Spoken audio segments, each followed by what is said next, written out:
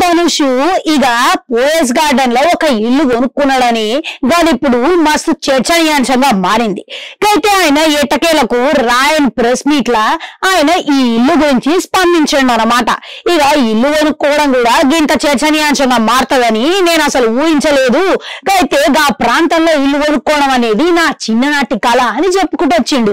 అయితే పోయస్ గార్డెన్ లా ఇల్లు కొనుక్కోవడం కూడా ఇంత హాట్ టాపిక్ లెక్క మారుతుందని ముందుగానే తెలిసి ఉంటే నేను ఏదో ఒక చిన్న చోటులా ఒక అపార్ట్మెంట్ తీసుకునేటోడిని. ఇప్పుడు నేను ఆ ప్రాంతంలో ఇల్లు కొనుక్కోకూడదా ఏంది? ఇక నేను ఉన్న చోటనే మిగిలిపోవాలా ఏంది?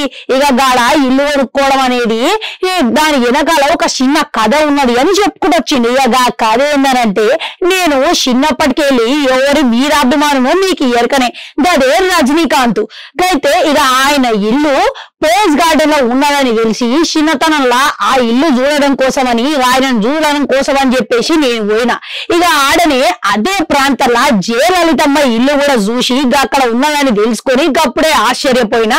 ఇక ఎప్పటికైనా సరే నేను ఆ ఇల్లు కొనుక్కోవాలని నిర్ణయించుకున్నా. అయితే 16 ఏళ్ల వెంకటేష్ ప్రభుకి ఇప్పుడు ఈ ఇల్లు నేను ఇచ్చే బహుమతి అని చెప్పుకొచ్చిండు. ఇక వెంకటేష్ ప్రభు అంటే ఎవరో అనుకునేటోళ్ళు, ఇక ధనుషు అసలు పేరు వెంకటేష్ ప్రభువే అంట. అయితే 150 కోట్లు ఖర్చు పెట్టి ఇక పోయస్ గార్డెన్ లా ఈయన ఇల్లు కొనుక్కోవడం, ఇల్లు కట్టించుకున్నట్టు 2021లోనే కథనాలు వచ్చినాయి.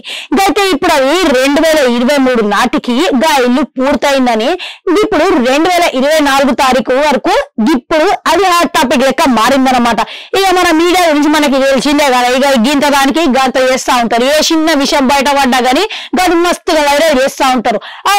మీకు గిట్లా ఇటువంటి కలర్ ఉన్నాయా? ఇక ఒకవేళ ఉంటే మీరు గిట్లా ఏడ కట్టుకోవాలని అనుకుంటున్నారు అనేది కమెంట్లలో కమెంట్ పెట్టుర్రి. అట్లా అడగంటుంటే అది నేను క్రీమ్ మళ్ళిస్తా.